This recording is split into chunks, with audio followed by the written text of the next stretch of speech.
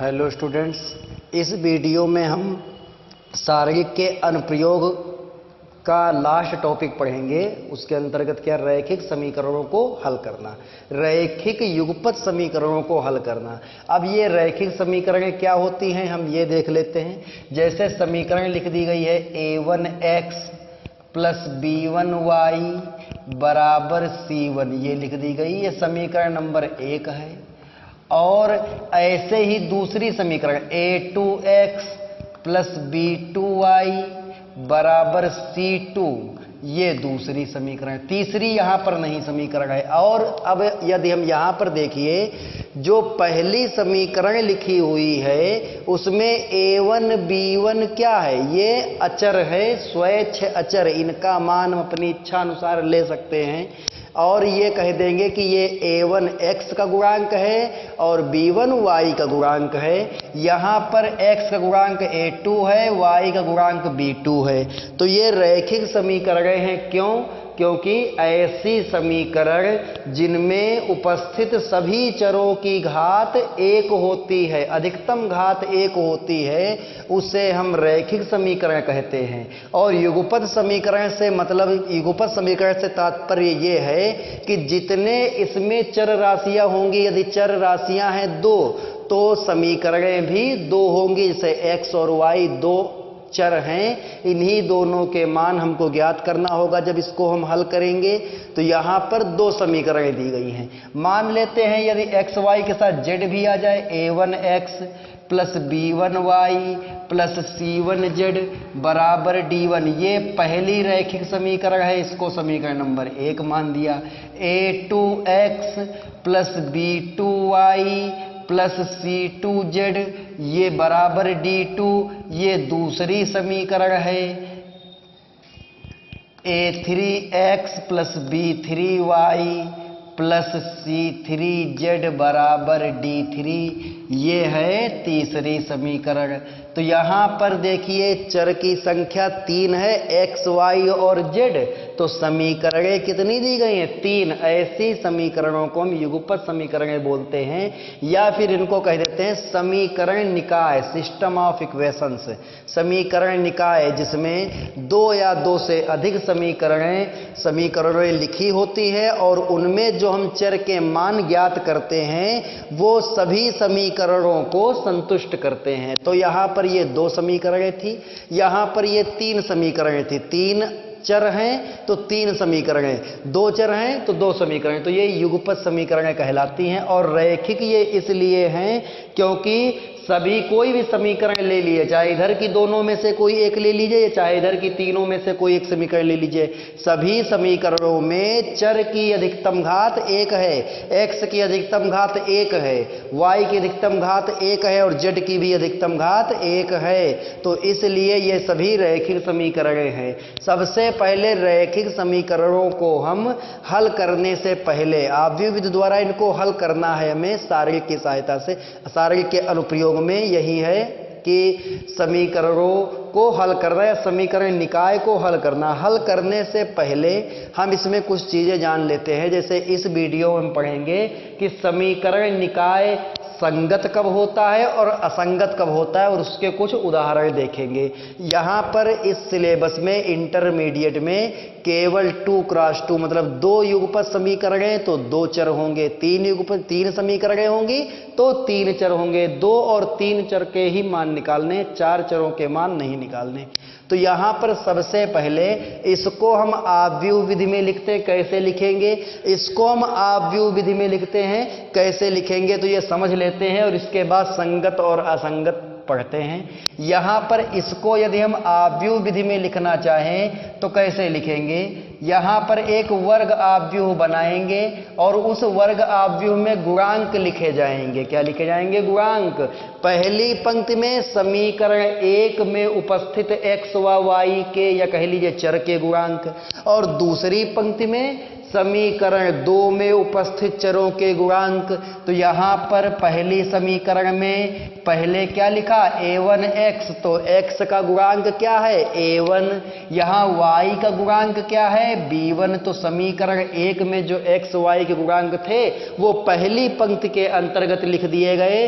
समीकरण 2 में जो x और y के अर्थात चर के गुणांक हैं वो दूसरे समीकरण में लिखे होंगे a2 b2। देखिए जो गुणांक होते हैं वो पूर्ण वर्ग संख्या में होंगे। देखिए यहाँ 4 गुणांक हैं, इसमें देखेंगे 3 यहाँ 3 यहाँ 3 यहाँ 9 गुणांक हैं।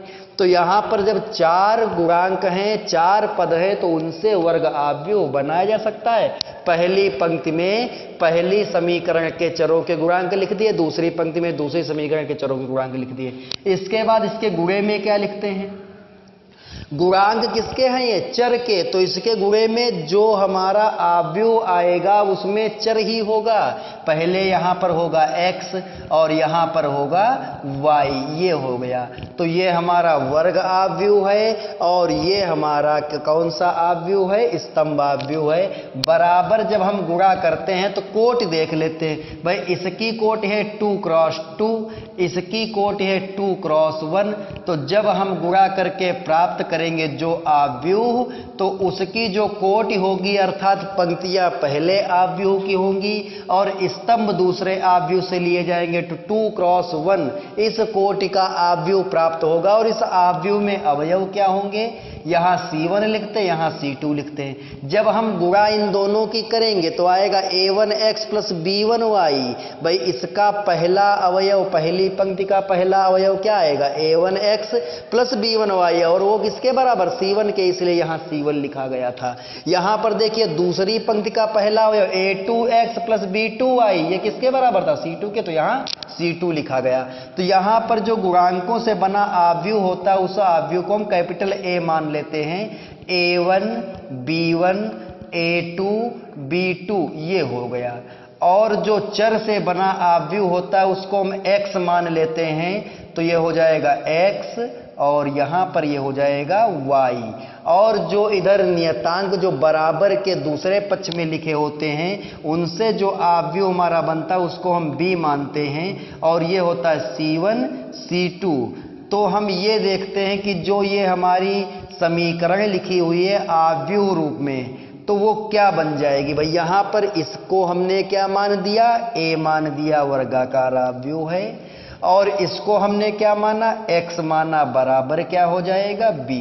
तो ये इस रूप में प्राप्त हो गया। देखो a भी आव्यूह, x भी आव्यूह और b भी आव्यूह है। तो इस प्रकार से हम समीकरण निकाय को आव्यूह रूप में व्यक्त कर लेते हैं। ऐसे ही इधर देखते हैं, जैसे इसमें लिखा वैसे नियम वही है, बस केवल क्वेश्चन बदल जाते हैं। यहां पर पहले एक वर्ग आव्यूह बनाएंगे और वर्ग आव्यूह बनेगा तो उसमें कितनी पंक्तियां होंगी, कितने स्तंभ होंगे, देखते हैं। गुणांक कितने हैं तीनों समीकरणों में 9, 3 पहले में है, 3 दूसरे में है, 3 तीसरे में, 9 हो गए। तो 9 किसका वर्ग, 3 का वर्ग, तो इसलिए 3 पंक्तियां 3 स्तंभ। तो पहली पंक्ति में हमने अभी इसमें बताया था, पहली पंक्ति में पहली समीकरण के गुणांक लिखे जाते हैं। पहले नंबर पर x का गुणांक लिखो, दूसरे नंबर पर y का गुणांक लिखो, तीसरे नंबर पर z का गुणांक लिख दो, हो गया। दूसरी पंक्ति में जब पंक्ति बदली तो समीकरण बदल जाएगी, तो दूसरी पंक्ति में दूसरी समीकरण के चरों के गुणांक लिख दिए जाते हैं और तीसरी समीकरण में तीसरी पंक्ति के चरों के गुणांक लिख दिए जाते हैं। ये हमारा बन गया। इसकी कोट लिखे यहाँ 3 क्रॉस 3 हो जाएगी। अब यहां पर इसके गुणे में क्या होगा भैया, इसके गुणे में देखिए चरों का एक आव्यूह बनेगा और स्तंभ आव्यूह बनेगा। तो यहां पर होगा x, यहां पर होगा y, यहां पर होगा z। क्यों हमने पहले नंबर पर x को ही क्यों लिखा, दूसरे नंबर पर y को ही क्यों लिखा, तीसरे नंबर पर z को क्यों लिखा। हम y को ऊपर भी लिख सकते थे, नहीं, क्योंकि पहले देखिए पहली पंक्ति का पहला अवयव देखिए गुणांक किसका है x का, इसलिए पहले नंबर पर x होगा। दूसरे नंबर पर जो ये तीनों गुणांक लिखे गए हैं ये किसके हैं? y के हैं, इसलिए दूसरे नंबर पर y होगा। और तीसरे स्तंभ में जो ये तीनों गुणांक लिखे हुए हैं ये z के हैं, इसलिए यहां पर तीसरे स्थान पर z होगा। इस तरह से यदि हम इनको यहां पर ले आएंगे b1 b2 b3 को यहां पर, तो y z के स्थान भी परिवर्तित हो जाएंगे। यहां पर फिलहाल ऐसे ही लिखते हैं, इसमें ज्यादा दिमाग नहीं लगाना है। 3 क्रॉस 1 ये इसकी कोटि है। अब जब गुणा करेंगे तो जो आव्यूह हमें प्राप्त होगा वो 3 क्रॉस 1 इस कोटि का, इस ऑर्डर का हमें प्राप्त होगा। और इसमें होगा क्या? देखिए a1x plus b1y plus c1z जब गुणा करेंगे a1x plus b1y plus c1z, ये पहली पंक्ति और पहले स्तंभ का अवयव है और ये किसके बराबर? d1 के। तो यहां पहली पंक्ति और पहले स्तंभ में कौन सा अवयव होगा? d1 होगा। यहां पर इसी प्रकार से d2 होगा, यहां पर d3 हो जाएगा। तो यहां पर इसको हम बोलेंगे a, तो a बराबर होगा हमारा a1 b1 c1 a2 b2 c2 और a3 b3 c3, ये हो गया। और ये x बराबर क्या हो जाएगा? यहाँ पर x y z ये हो गया। और b किसको मानते हैं? जो दूसरे पक्ष में लिखा हुआ है d1 d2 d3। तो ये भी हमारा यहां से देखिए ये क्या बन जाएगा? ये था और ये क्या बन गया? ax बराबर b, ये बन गया। जहां a भी एक आव्यूह है, b भी एक आव्यूह है और x भी एक आव्यूह है। इस प्रकार से हम समीकरण निकाय को आव्यूह रूप में लिख लेते हैं। और जब इस समीकरण निकाय को हम हल करते हैं, जैसे कक्षा 10 में जब हमने युगपत समीकरण पढ़ा था तो उसमें पढ़ा होगा कि कोई समीकरण युगपत समीकरण दी गई होती है, समीकरण निकाय लिखा हुआ है, तो किसी क्वेश्चन में एक x का मान आता था, एक y का मान आता था। किसी क्वेश्चन में x y का मान संभव ही नहीं था और किसी क्वेश्चन में x y के अनंत मान आते थे। ऐसे हमने 3 कंडीशन पढ़ी। पहली कंडीशन जिसमें दी गई समीकरण निकाय का या दी गई रैखिक युगपत समीकरणों का एक अद्वितीय हल हो, अर्थात जो चर होंगे उनका जो मान आएगा वो यूनिक आएगा, अद्वितीय आएगा, उसके 2 हल नहीं हो सकते, केवल एक ही सॉल्यूशन होगा उसका। दूसरे नंबर पर समीकरणों के अनंत हल हो और तीसरे नंबर पर समीकरण निकाय का कोई हल ना हो। तो इन्हीं तीनों पर आधारित हम पढ़ेंगे। लेकिन इसके आगे थोड़ा सा और इसमें हम कर लेते हैं। यहां पर देखिए दोनों में जो ये बना है हमारा ax प्लस b, इसमें हमें x का मान निकालना, अर्थात जो आव्यूह ये बन रहा है हमारा चर आव्यूह, इसी को तो हल करके लाना है। यदि किसी प्रकार से इस x के बराबर में कोई आव्यूह हमको प्राप्त हो जाए तो हम आसानी से x y z के मान तुलना करके लिख सकते हैं। तो देखिए लिखा हुआ है ax प्लस b, तो हम क्या करते हैं? दोनों तरफ a इनवर्स से गुणा कर देते हैं, दोनों तरफ। तो ये हो जाएगा a इनवर्स ax, यहाँ a इनवर्स b। यहाँ पर सहचर नियम का प्रयोग करेंगे तो a इनवर्स a एक साथ हो जाएगा, ये x अलग होगा और ये आ जाएगा a inverse b। a inverse a i के बराबर होगा, x ये a इनवर्स b हो जाएगा। तो x बराबर आ गया a इनवर्स b, ये आ गया। तो हमें x का मान ज्ञात करने के लिए a इनवर्स निकालना होगा। b तो हमें पता है लेकिन a इनवर्स हमें निकालना पड़ेगा। और कैसे निकालेंगे? सहगुणनखंडज द्वारा। अब इस a इनवर्स जो अब जैसे समीकरणों में जो ये गुणांकों से बना आव्यूह है वो a होगा, वर्गाकार आव्यूह। कभी कभी ये a जो है इसमें a इनवर्स किसी आव्यूह का a इनवर्स संभव ही नहीं होता, किसी आव्यूह का a इनवर्स संभव होता है। तो इस आधार पर a इनवर्स की थ्योरी के आधार पर हम इसको समझते हैं। तो इसमें अब हम पढ़ेंगे संगत और असंगत। दिए गए समीकरण निकाय संगत कब होते हैं और दिए गए समीकरण निकाय असंगत कब होते हैं।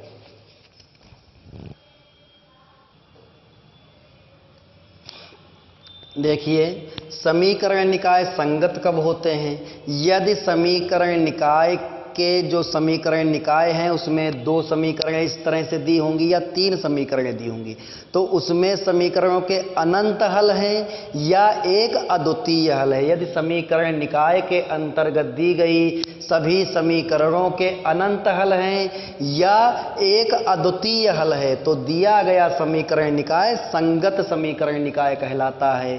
इसको इंग्लिश में कहते हैं कंसिस्टेंट। और यदि किसी समीकरण निकाय का कोई हल नहीं, अर्थात दी गई 2 या 2 से अधिक समीकरणों को हल करने पर कोई हल हमको प्राप्त नहीं होता है, तो वो असंगत होता है। अब यहाँ पर एक अद्वितीय हल होगा, ये तो ठीक है, लेकिन अनंत हल होंगे ये हम जानेंगे कैसे कि कोई हल नहीं होगा या अनंत हल होंगे या एक अद्वितीय हल होगा।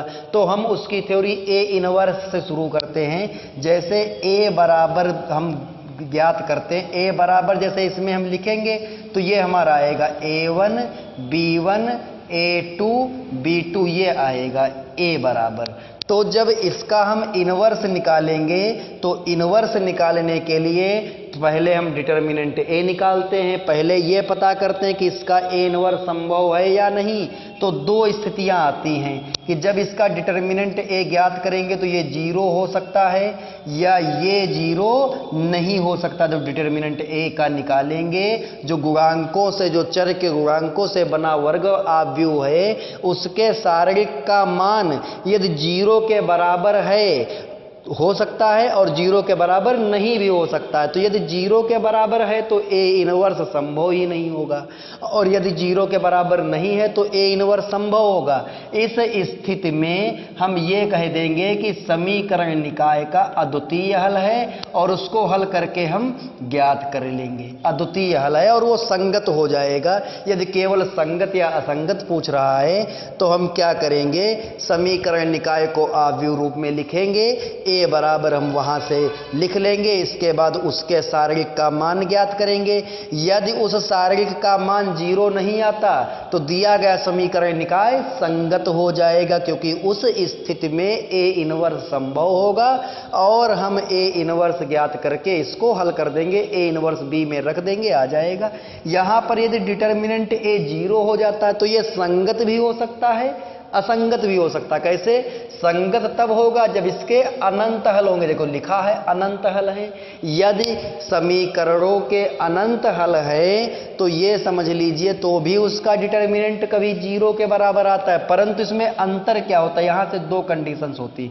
हम क्या करते हैं, एडजॉइंट ए निकालते हैं। क्या करते हैं? एडजॉइंट ए निकालते हैं और उसकी बी से गुणा कर देते हैं। एडजॉइंट ए निकाल कर बी से गुणा करते हैं। यदि वो 0 के बराबर नहीं आता, कभी कभी होता है ऐसा कि ये शून्य आव्यूह नहीं आता है, और कभी ऐसा होता है कि हम एडजॉइंट ए निकालते हैं फिर हम b से मल्टीप्लाई करते हैं तो ये o के बराबर आ जाता है। तो यदि एडजॉइंट a और b का गुणनफल शून्य आव्यूह नहीं आएगा तो ये कहा जाएगा असंगत। इस स्थिति में इसका कोई भी हल नहीं होगा, और यदि ये शून्य आव्यूह आ जाता है तो इसके अनंत हल होंगे, तो इस स्थिति में ये संगत कहा जाएगा। यहाँ पर जो हल होंगे वो अनंत हल होंगे, जो समीकरण निकाय उसके हल अनंत होंगे, और यहाँ पर असंगत है तो यहाँ पर कोई हल नहीं होगा। ये इस तरह से हम संगत और असंगत प्रूफ करते हैं। जैसे कभी कभी डिटर्मिनेंट ए 0 के बराबर आ जाता है, वहीं पर लिख देते हैं दिया गया समीकरण निकाय असंगत है, नहीं वहां पर नहीं लिखना। फिर इसके बाद एडजॉइंट ए निकालिए, बी हमें प्राप्त होता है और या बी हमें दिया गया होता है वो हम निकाल लेते हैं। जब आव्यूह रूप में लिखते हैं तो बी हमको मिल जाता है। एडजॉइंट ए और बी की गुणा करते हैं कि यदि ये 0 के बराबर शून्य आव्यूह के बराबर नहीं आता तो असंगत है, और यदि कभी ये शून्य आव्यूह के बराबर आ गया तो इसके अनंत हल होंगे और ये समीकरण निकाय संगत समीकरण निकाय माना जाएगा।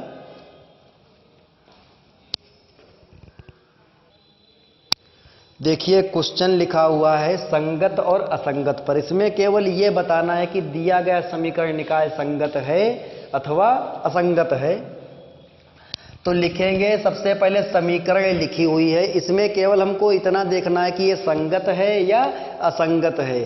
तो x plus y plus z बराबर 1 लिखा है, 2x plus 3y plus 2z बराबर 2 लिखा है, ax plus ay plus 2az बराबर 4 लिखा है। 3 समीकरण लिखी है। तो लिखेंगे समीकरण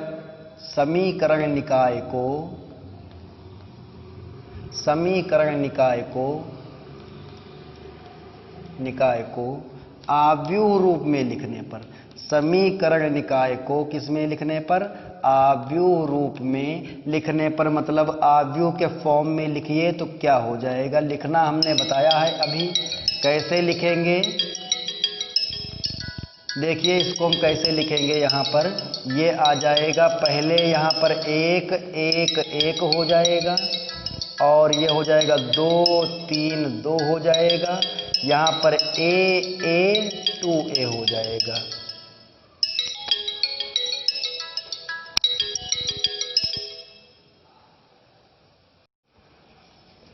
देखिए समीकरण निकाय को आव्यूह रूप में लिखने पर, तो यहाँ पर हम पहली पंक्ति में एक वर्ग आव्यूह बनाएंगे, जिसकी पहली पंक्ति में समीकरण 1 में x y z के गुणांक लिखे जाएंगे, दूसरी पंक्ति में दूसरी समीकरण में x y z के गुणांक लिखे जाएंगे, और तीसरी पंक्ति में तीसरे समीकरण में x y z के गुणांक लिखे जाएंगे।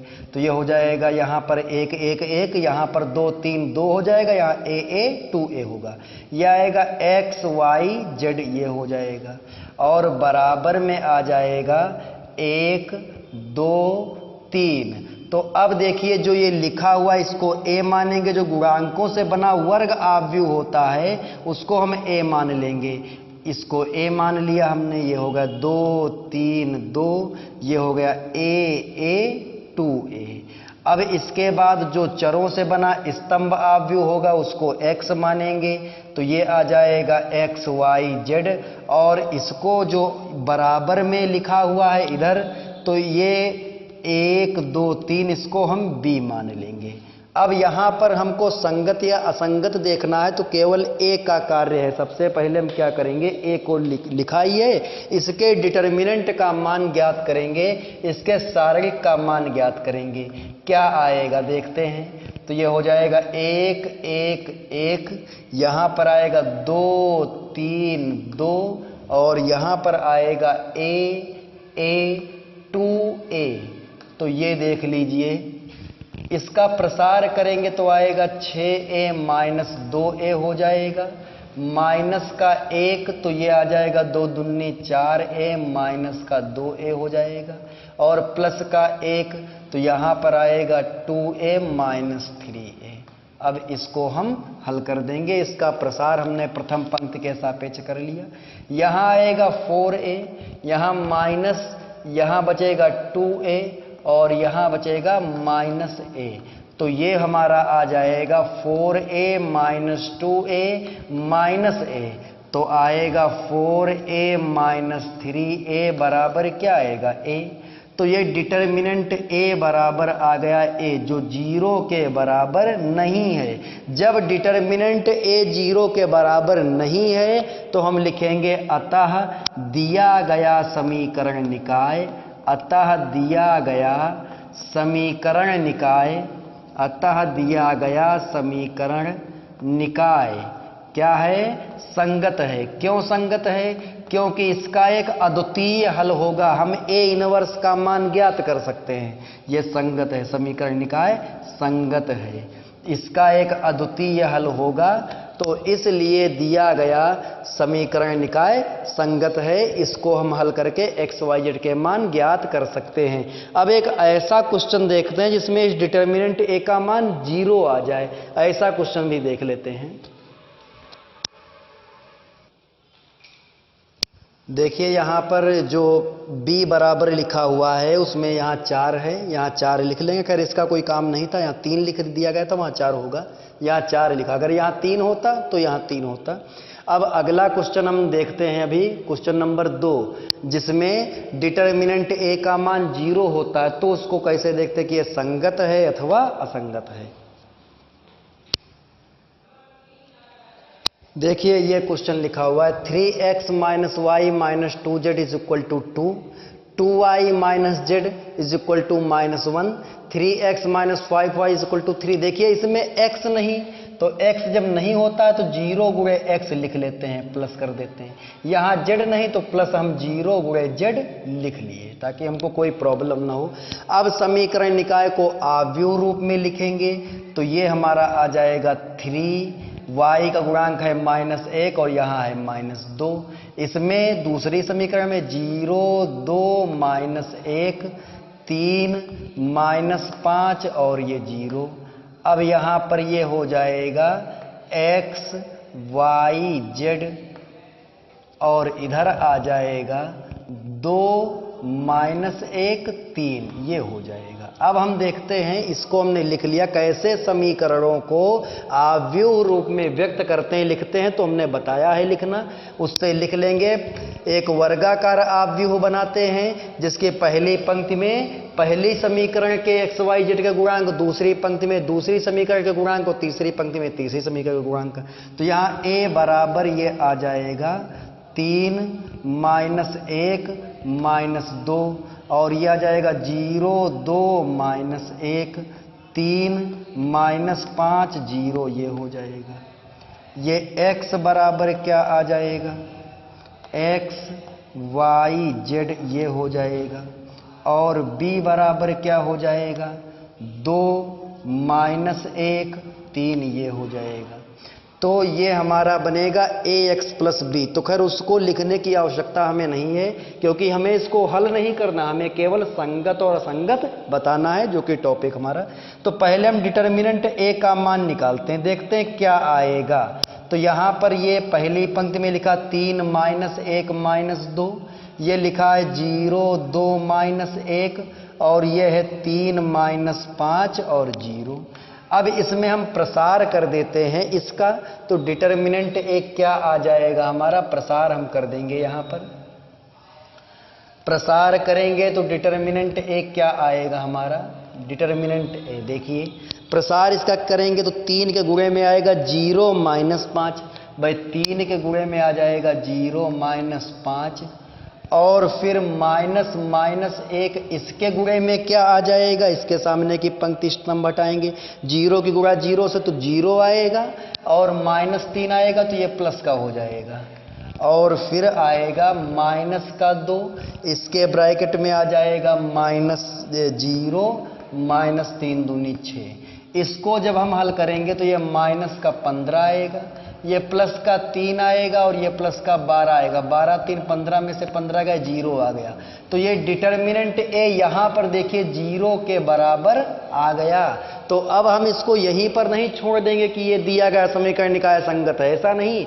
जब डिटर्मिनेंट ए 0 के बराबर आए तो अद्वितीय हल नहीं हो सकता, या तो हल उसके अनंत होंगे और या फिर कोई हल नहीं होगा। तो हम अब ए का एडजॉइंट निकालते हैं, सहखंडज आव्यूह निकालते हैं। तो यहां पर लिख देंगे आव्यूह ए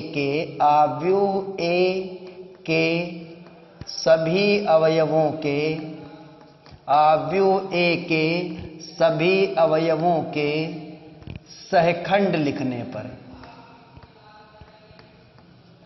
सहखंड लिखने पर, सहखंड लिखते 9 अवयव हैं, सभी के सहखंड लिखते हैं। तो क्या आ जाएगा भाई, C11 -1 की पावर 1 + 1, ये आ जाएगा हमारा C11। तो यहाँ 2 -5 -1 0, 2 -5 -1 0। यहाँ पर C12 क्या आ जाएगा, -1 की पावर 1 + 2, तो यहाँ माइनर लिखेंगे तो यह आ जाएगा 0 3 -1 0, 0 3 -1 0, ये हो जाएगा। अब इसके बाद C13 लिखेंगे तो -1 की पावर 1 + 3 हो जाएगा। यहाँ माइनर लिख देंगे तो आएगा 0 3 और ये आ जाएगा 2 -5 हो जाएगा। ये हमारे पहली पंक्ति के तीनों अवयवों के सहखंडज हमने लिख लिए। दूसरी पंक्ति के सभी अवयव के सहखंड लिखिए। C21 बराबर -1 की पावर 2 + 1, क्या आ जाएगा 2 1, देखिए माइनर लिखेंगे, दूसरी पंक्ति हटा देंगे, पहला स्तंभ हटा देंगे, बचेगा -1 -5 -2 0, -1 -5 और -2 0, ये हो जाएगा। C22 लिखेंगे, -1 की पावर 2 + 2 हो जाएगा, दूसरी पंक्ति दूसरा स्तंभ हटा देंगे तो 3 3 बचेगा, इधर -2 0, 3 3 बचेगा और -2 0 बचेगा। C23 क्या हो जाएगा, -1 की पावर 2 + 3 हो जाएगा, यहाँ आ जाएगा 3 3 और ये -1 -5 हो जाएगा। ऐसे C31 निकालेंगे तो ये क्या आएगा, -1 की पावर 3 + 1 हो जाएगा, तीसरी पंक्ति पहला स्तंभ हटा देंगे, -1 2 बचेगा और यहाँ बचेगा -2 -1 और ये C32 तो -1 की पावर 3 + 2 आ जाएगा। ये क्या हो जाएगा हमारा, देखिए तीसरा स्तंभ तीसरी पंक्ति हट जाएगी, दूसरा स्तंभ हटेगा, बचेगा 3 0 -2 -1, 3 0 -2 -1 और ये C33 क्या होगा, -1 की पावर 3 + 3, 3 0 -1 2। ये सभी अवयवों के हमने सहखंड इस तरह से लिख लिया। अब इनको हम सॉल्व करते हैं।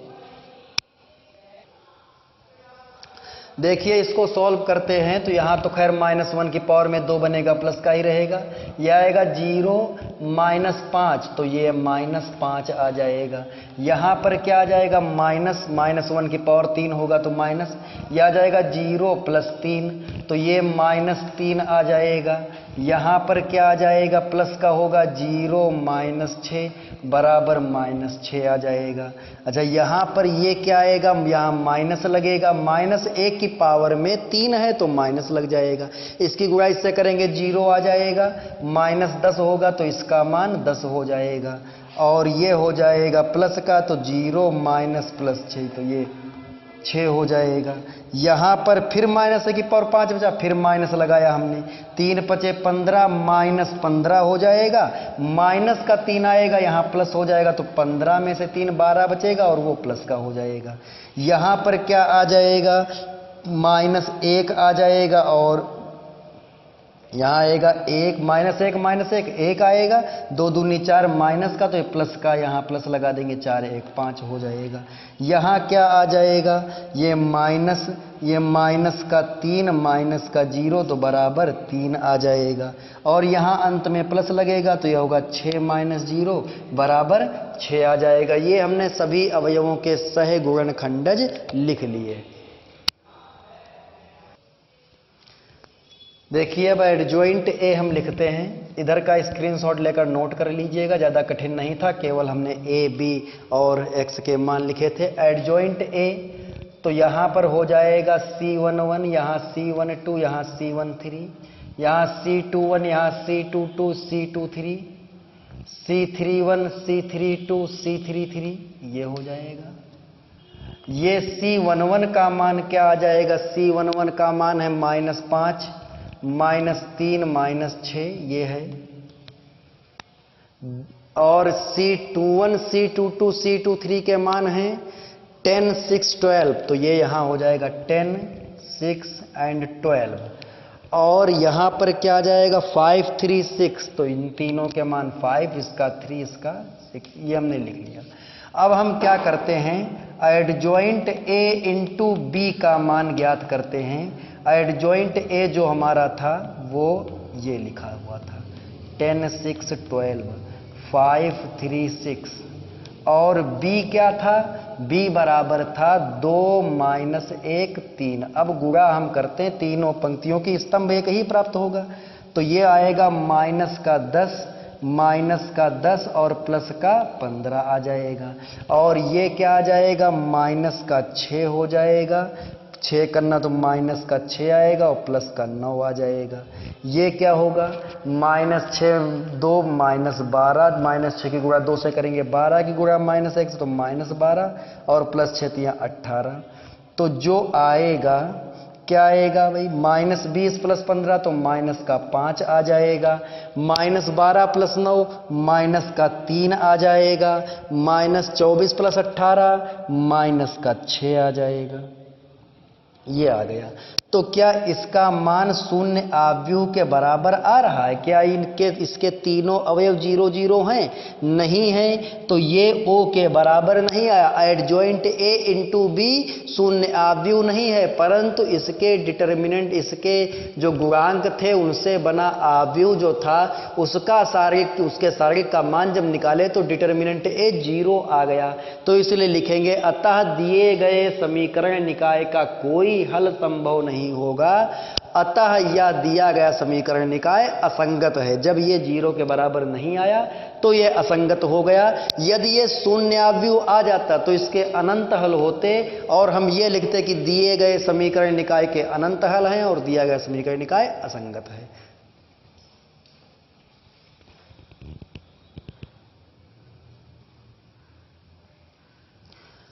तो इसके जैसे क्वेश्चंस बुक में यदि नहीं होंगे तो उसको एनसीईआरटी बुक में डाउनलोड करके लगा लेंगे। इस तरह के भी क्वेश्चन सिलेबस में हैं जिनमें ये पूछ सकता है संगत है या असंगत।